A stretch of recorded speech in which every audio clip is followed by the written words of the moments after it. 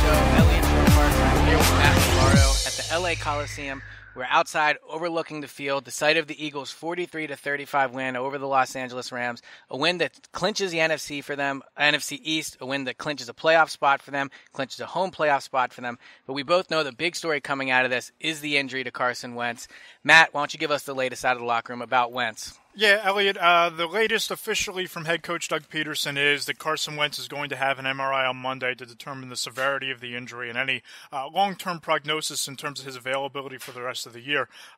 Very interesting vibe coming out of the locker room. You talk to players, and they basically were saying that, A, they're confident in Nick Foles. Malcolm Jenkins was asked point blank, does this Wentz injury change their confidence that they're able to do what they have set out to do this season? And he said, we still have a quarterback on the roster, don't we? So that gives you a glimpse of what the players are thinking. Now, and which you would expect them to say. Correct. Now, let's go back to the injury itself, Eliot. It was a scrambling play. Carson Wentz dives into the end zone, gets hit on the back of his knee, and stays in the game. 4 plays later, throws a touchdown pass, but he was limping in between snaps, goes in the medical tent, walks out, and I have a video on NJ.com right now of him being carted out of the stadium and then limping onto the team bus while wearing a brace on his left knee. So we're going to find out everything we need to know on Monday, but I think that the early prognosis is the Eagles better get ready for life with Nick Foles. And let's be honest. I mean, I think it's safe to say we can talk about this as if it's a torn ACL.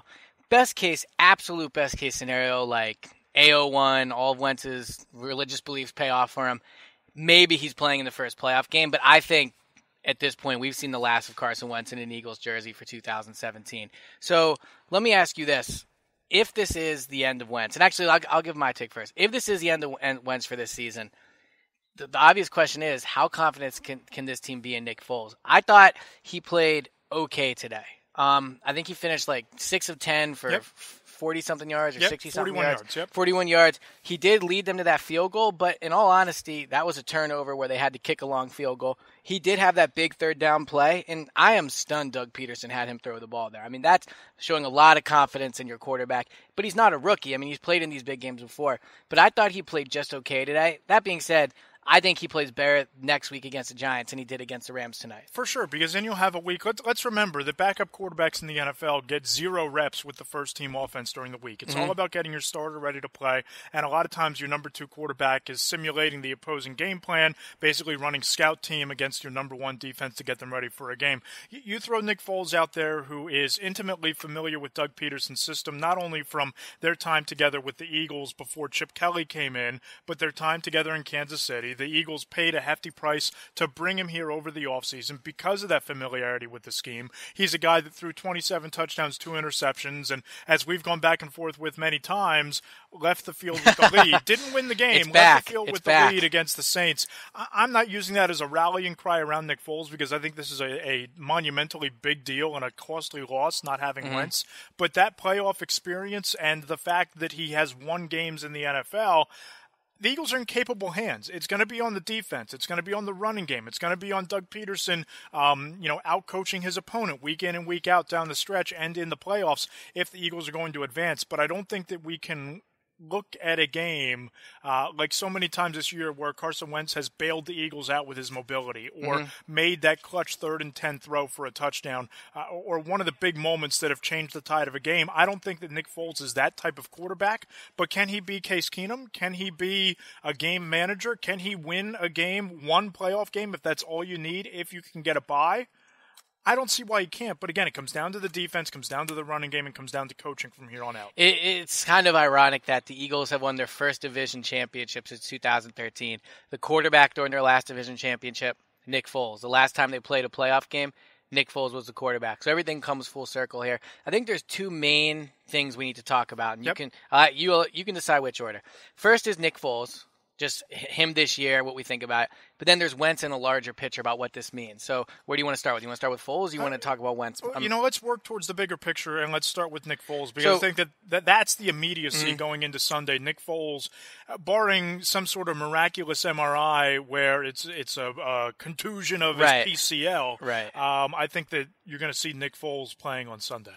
So if Foles is their quarterback for the remainder of the season, if you just take it game by game, I think they can beat the Giants with Foles. I think they can beat the Raiders at home with Foles. And I think that Cowboys game, it's such a wild card. It's going to be meaningless. Yeah. But, I mean, well, it might not be. The Eagles might need that win to clinch a bye. And the bye is pretty big. Yep. So, I mean, I think they can win that game. So if you told me they went 3-0 with Foles at quarterback, I would believe you. And if you told me, all right, so if they get a bye, they need one game. They need to win one playoff game to get into the conference championship game, which was kind of this team's where we thought they needed to end up anyway. So obviously their ceiling is not as big with Foles at quarterback. There's no denying that.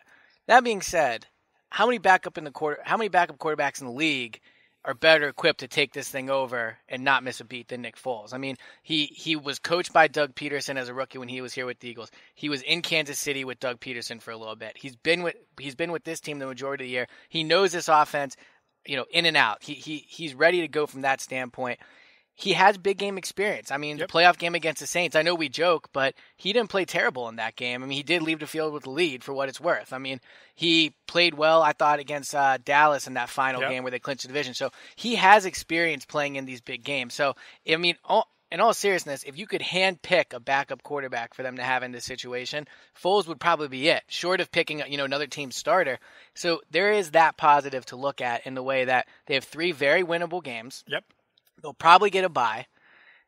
I would argue maybe it's better for them not to get a bye because if you have Foles in there, maybe you just want them to... Disagree. Because I don't think you want Nick Foles to be exposed to an extra playoff game because I think that you get that on tape. Even if you win that first game, you have to go into a second game with a playoff game with Nick Foles on tape for defensive coordinators and head coaches to analyze. Right. We'll put that on the shelf and get there in a second. But the one thing I want to say before we get too big picture, I think the Eagles' offense is going to have to change. Well, I think you're going to have to... Their offensive line is going to have to step up. Because, correct. Yeah. And you saw that today. Halapoulivaati Vaitai gave up 2 sacks last week against the Seahawks, gave up a sack to Robert Quinn, and gave up a pressure on the play right before the Rams blocked the punt and returned it for a touchdown.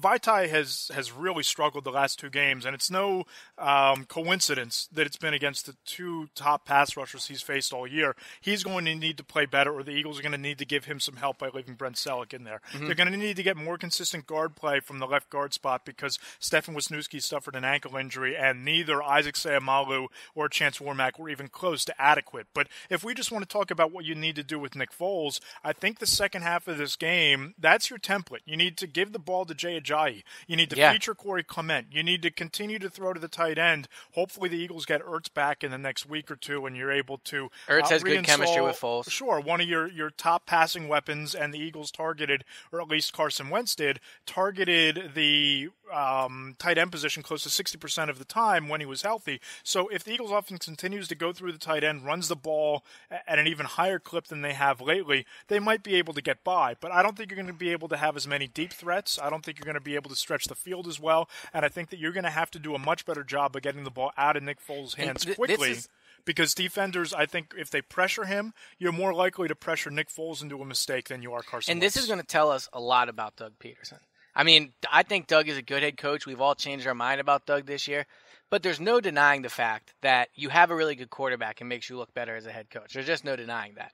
Now that Wentz is gone, it'll be really interesting to see how Doug does because, as you said, this is going to be a lot about game planning now. And not only just that, this is going to be I think now the outside receivers really need to step up because as good as the Eagles are running the ball, teams are not going to be afraid of Nick Foles. They're going to make Nick Foles beat them. And the problem with that is going to be, yes, you have Zach Ertz. Alshon's going to need to step up. He dropped a pass today I thought he should have caught. Still had a pretty good game overall. Had a miraculous touchdown catch by the fingertips. He did. You're right. Torrey Smith played okay today, but I guess my point I'm making is the outside receivers, they're going to need to step up. People are going to have to make plays for Nick Foles. Carson Wentz was able to lead this team to victories. Maybe it's possible. Maybe Nick Foles catches fire like he did in 2013. You can't count on Nick Foles to lead you to a victory. And that's why they're really going to need Nick Foles, and they're going to need the people around him to step up. Because if they don't, this team's going to be in the playoffs. And obviously, I shouldn't have said they don't want to buy. But my point is, what you don't want is a hot Packers team coming in here, a hot Falcons team coming in here. You don't want to see the Rams or the Seahawks again in Philadelphia. Well, all right, really quick. How many teams think they could beat right now with Nick Foles at home? I think they could beat the Vikings. Well, if the Vikings play the way they did today, I think they can beat the Vikings. But I still think maybe the Falcons. I don't know that you beat the Falcons. I think you beat the Saints because I think the Saints really struggled the other night and gave a game away against Atlanta on the road. Maybe you beat Atlanta. I don't think you beat Seattle. They've done well against Atlanta. I mean, they smashed them last year. Yep, I don't think you beat the Rams. I think the Rams, it's a toss-up game, kind of like it was a toss-up game here. I don't know if Nick Foles being in the game for 60 minutes changes things that dramatically. I don't know. Wentz played pretty well. I mean, he made some pretty amazing throws. No, he really did. And you throw Nick Foles in there, is a 69.6 passer rating going to get it done? I mean, if you run the ball 32 times for 139 yards, you probably have a good chance. I mean, let's be honest. Foles made one really nice throw, and it was on third down. Yep. Outside of that, I do not think with his 10 other attempts he played very well. I mean, he had that play where he was scrambling and tried to forward pitch it. I mean, that was just ridiculous. And I just think he's out there trying to get stuff done and all that. Here's why the only way I think the Eagles beat the Rams at home with Nick Foles is if it's 10 degrees outside, and it's like we saw in Buffalo today with a blizzard and snow going sideways. Jared Goff, passer rating 110.9, 199 yards, 2 touchdowns. Cooper Kupp, you had that miraculous 64-yard catch and run, broke tackles left and right, averaged 23.6 yards per catch. And Todd Gurley, 13 carries, 96 yards, and 2 scores. If they would have given the ball to Todd Gurley even more in the second half, I think the Rams might have had a better chance at winning this game. You look at that balance, and you look at the defense and what they did up front with when Newski went out. I don't know that the Eagles win that game with Nick Foles as the quarterback, home or away. Yeah. So we have them, somewhere, I don't know, 4th or 5th best in the NFC now? Yep. So, obviously things change quickly. All right, let's talk about Carson Wentz on a bigger picture scale here. So let's assume he has a torn ACL, and he's out for the year. The Eagles fans know about torn ACLs. They had Sam Bradford as their quarterback. We're at the home of the Rams where he, obviously that happened. So, from a timetable standpoint, is Wentz ready for training camp next year? If it's a complete tear of his left ACL, is he ready for that? Oh boy! You're looking at is he ready for week 1? Injury. I don't know that he's ready. Again, we're getting way speculative here before we know the degree of the tear and what the course of rehab and surgery is going to be.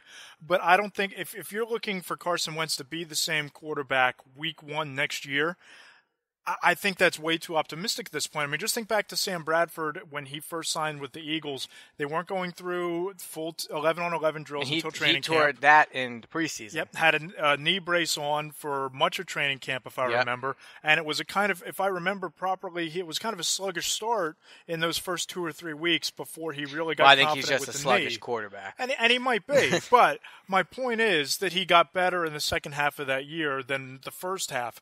Wentz relies so much on his escapability, so much on his improvisation and making plays with his legs.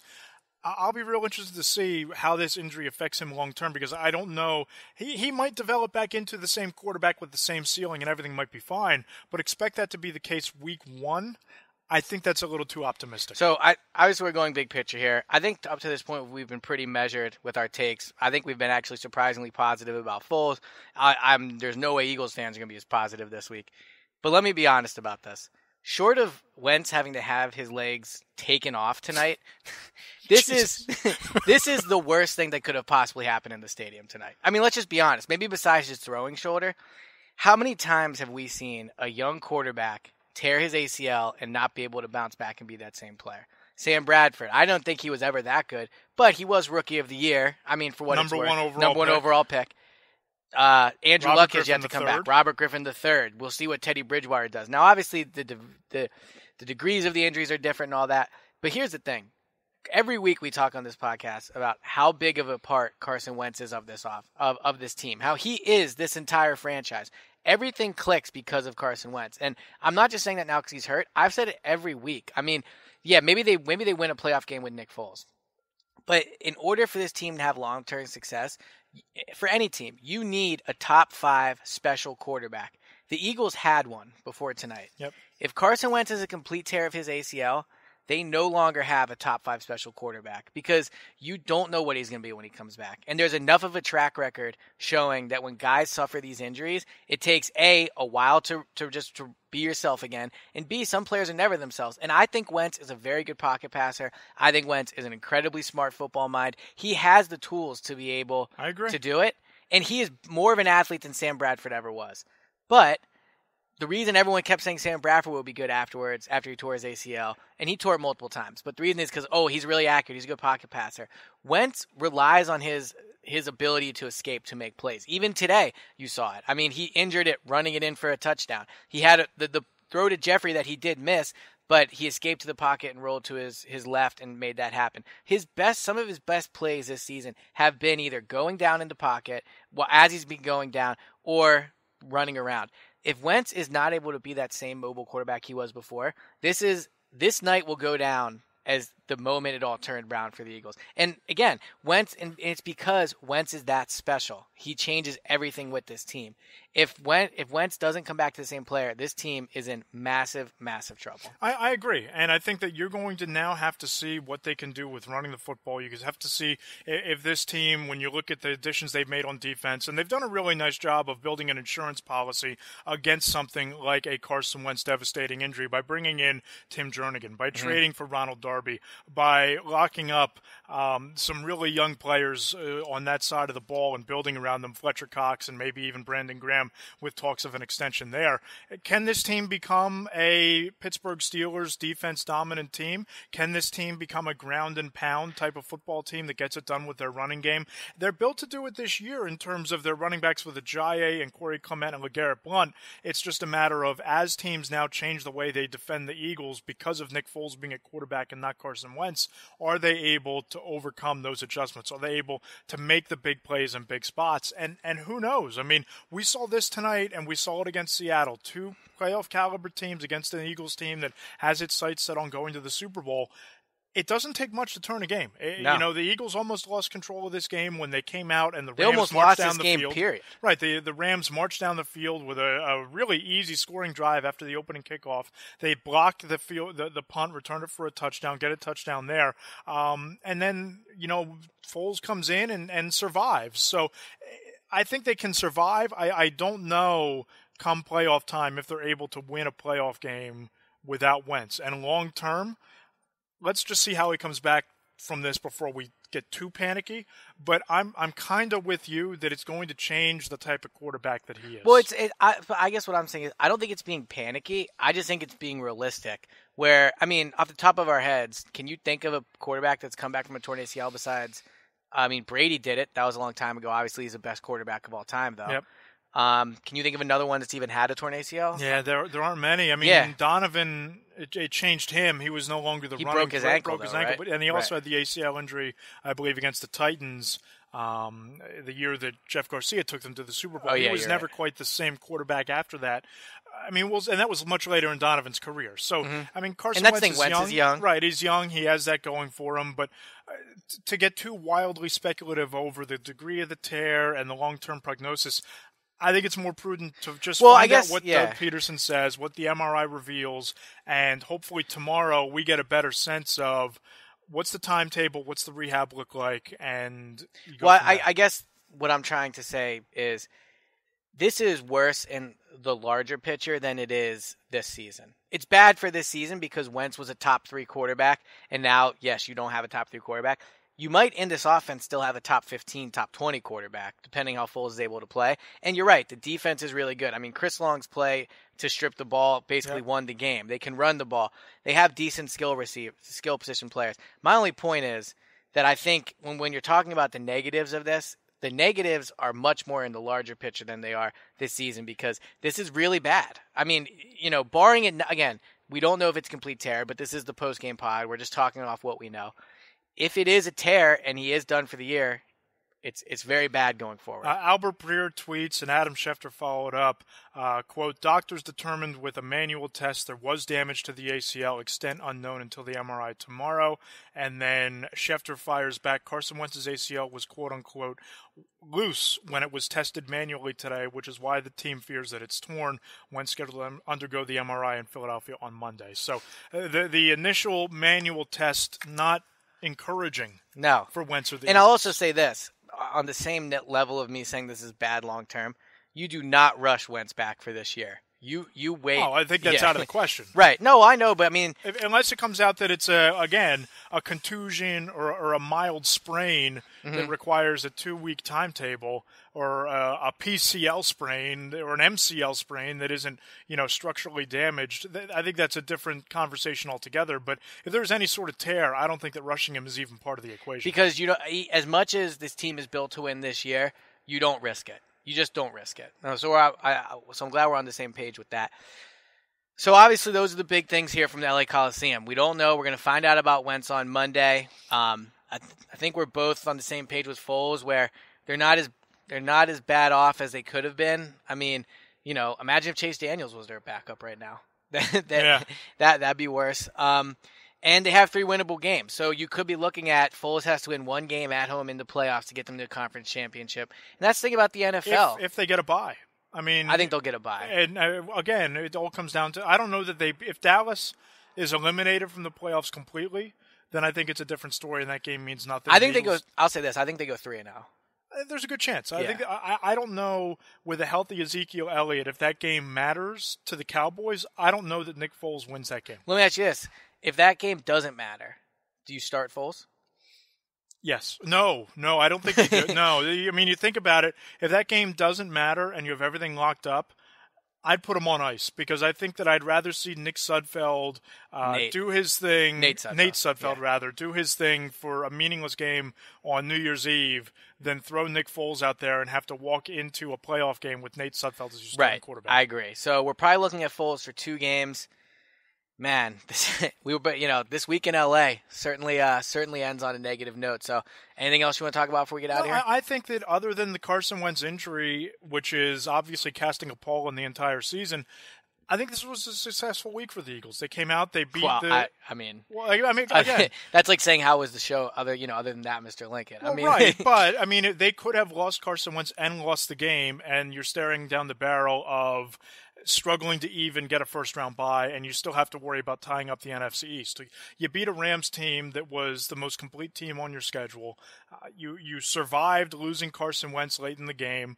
Nobody got arrested. Nobody broke curfew. They got through the week, and they put themselves in a position that even without Carson Wentz, they're starting Week 15 as the number 1 seed in the NFC. So again, big picture, the Wentz injury casts a pall over the entire season, but for the fact that you won this game, just think about what we'd be talking about if Carson Wentz got hurt and the Eagles lost. We would be talking about losing 2 straight, not having head-to-head. To me, it's not that.